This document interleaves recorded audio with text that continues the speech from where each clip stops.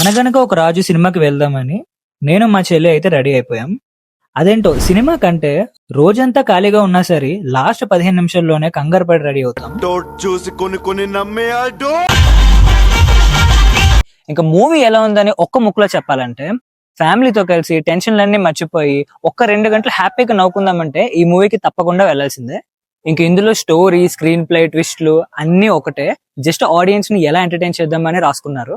మూవీలో కొన్ని సీక్వెన్సెస్ అయితే ఉంటాయి, డాగ్ ది బీచ్ సీక్వెన్సెస్ లాంటివి. అవి అయితే ఖచ్చితంగా ఎంజాయ్ చేస్తారు. థియేటర్ అంతా నవ్వులు అయితే వినిపిస్తూనే ఉంటాయి. ఇంకా మూవీలో బిగ్గెస్ట్ పాజిటివ్ ఏంటంటే నవీన్ పాల్శెట్టి అంట స్టార్ ఎంటర్టైనర్ అనే ట్యాగ్ కి న్యాయం చేశాడని చెప్తా. ఆల్సో ఈ మూవీకి తను వన్ ఆఫ్ ద రైటర్స్ అంట. చాలా బాగా రాశాడు, అంతే బాగా యాక్ట్ చేశాడు కూడా. సో ఓవరాల్ గా మూవీ అయితే హిలేరియస్ గా ఉందన్నమాట. ఫ్యామిలీతో కలిసి కంఫర్టబుల్ గా చూసేయచ్చు. మీరు ఆల్రెడీ మూవీ చూస్తుంటే ఎలా ఉందో కామెంట్స్ లో చెప్పండి. మూవీకి అయితే డబ్బులు పెట్టి టికెట్ కొనుక్కోవాలి, కానీ మన వీడియోలకు అవేం అవసరం లేదు. జస్ట్ సబ్స్క్రైబ్ కొట్టేయండి చాలు.